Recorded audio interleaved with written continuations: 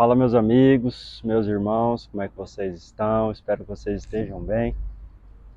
E vamos para mais uma reflexão, mais uma leitura da palavra, meditação, reflexão, e aprendizado com a palavra de Deus. Estamos no Evangelho de Mateus, estamos refletindo cada ponto, cada trecho, cada parte aqui juntos. E hoje nós vamos ler capítulo 22. Nós vamos ler do versículo 23 até o 33. Diz assim a palavra de Deus: Naquele dia, alguns dos saduceus, que diziam não haver ressurreição, aproximaram-se de Jesus e lhes perguntaram: Mestre, Moisés disse, se alguém morrer não tendo filhos, o irmão desse homem deve casar com a viúva e gerar descendentes para o falecido. Ora, havia entre nós 7 irmãos. O primeiro, tendo casado, morreu, e não tendo descendência, deixou a sua mulher para o seu irmão. O mesmo aconteceu com o segundo, com o terceiro, até o 7º. Por fim, depois de todos, morreu também a mulher.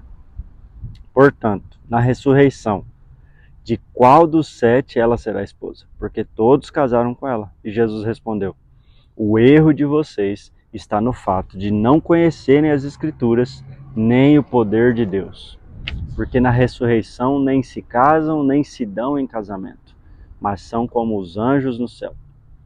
Quanto à ressurreição dos mortos, vocês nunca leram o que Deus disse a vocês?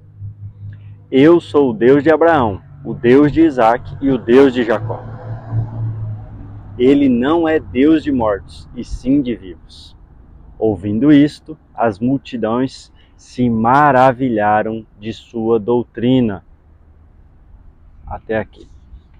A primeira coisa que vamos refletir juntos aqui é conhecer um pouco mais de quem eram esses que questionaram Jesus, chamados de saduceus.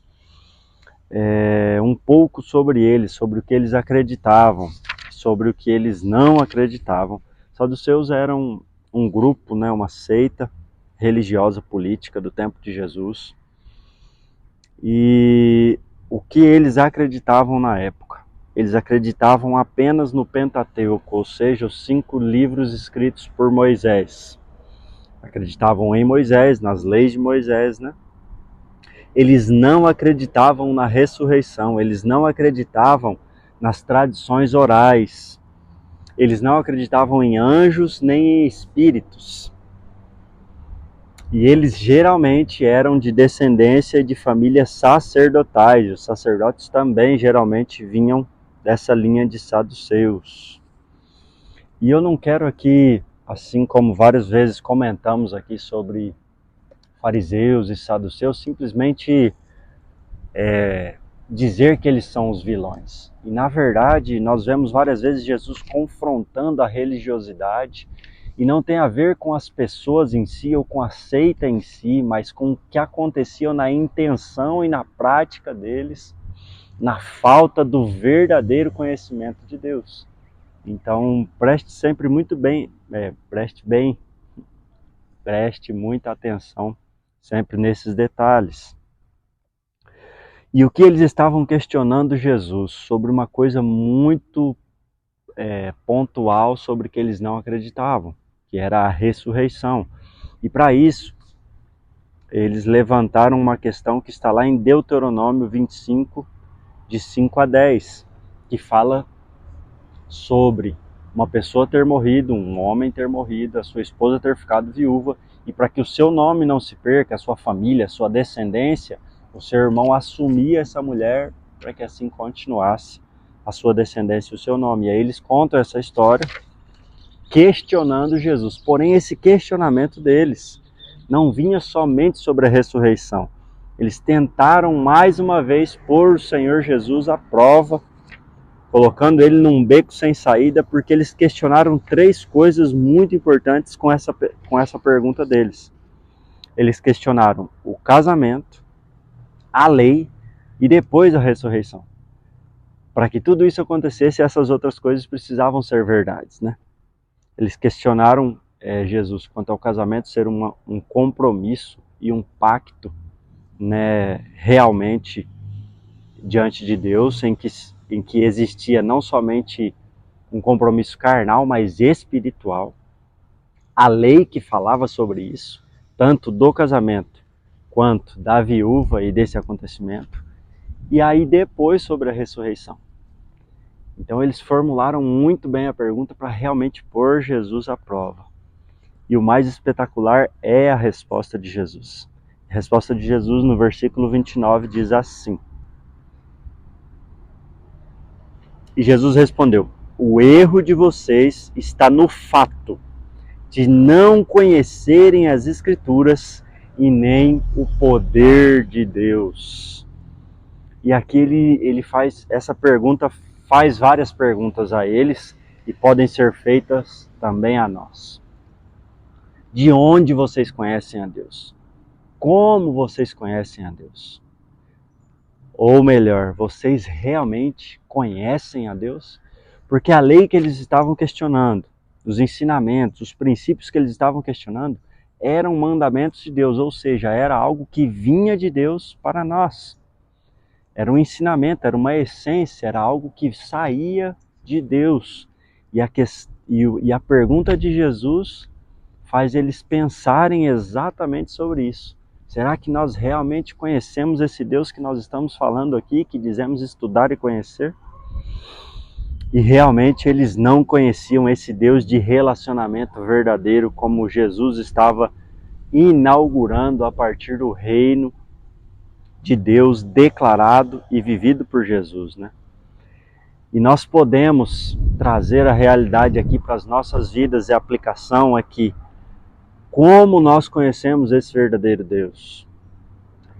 Como nós descobrimos quem Ele realmente é na sua revelação total e verdadeira? Através das Escrituras, através da Bíblia, através de um conhecimento revelado através do Espírito Santo de Deus e da verdade que é a vida de Jesus. Inegável, até pelos historiadores. As Escrituras revelam Deus e o seu poder. Se eles não creem em quem Jesus é, não creem verdadeiramente em toda a sua Escritura, não creem no poder que Deus tem e se revela através da sua palavra, pois Deus se revela plenamente e totalmente através das Escrituras. E o Espírito Santo que Jesus deixou em nós revela que isso é verdade, testifica interiormente algo que é inexplicável a nós, mas que é real para aqueles que vivenciam. Ele testifica e confirma nos nossos corações que tudo isso é uma verdade imutável. E Jesus conclui a sua resposta no versículo 32, dizendo a eles: eu sou o Deus de Abraão, o Deus de Isaac e o Deus de Jacó. Ele não é Deus de mortos, e sim de vivos. E aqui Jesus, mais uma vez, fecha a sua extraordinária resposta, dizendo a ele, naquele mesmo trecho, do que eles acreditavam nas Escrituras, trazendo a realidade sobre que a ressurreição é uma verdade imutável de Deus. E que mesmo na parte que eles acreditavam e não conseguiam enxergar, Jesus traz clareza à resposta dele. E qual é a sua conclusão? Ouvindo isso, as multidões se maravilharam da sua doutrina, e os saduceus reuniram-se em conselho. Eles receberam essa resposta e viram que o ensinamento de Jesus vinha de uma sabedoria muito maior do que as nossas. E a conclusão é: reflita se nós realmente conhecemos o Deus das Escrituras, e não o Deus que disseram, não o Deus que falaram, mas aquele que nós conhecemos através da verdadeira revelação de quem Ele é, através de Jesus, que é a imagem perfeita e plena do Pai, revelado no poder do Espírito Santo, testificando em nossos corações que é verdade as Escrituras e a revelação de Deus. Vamos orar. Pai, em nome de Jesus, muito obrigado pela Tua palavra. Muito obrigado por se revelar a nós. Obrigado por vir a nós em amor e misericórdia, demonstrando quem realmente o Senhor é. Revela-te a cada um de nós, Deus, através das Escrituras, e que nosso coração se abra para que o Espírito Santo testifique a verdade de quem o Senhor é. Essa é a minha oração, em nome de Jesus. Deus abençoe você.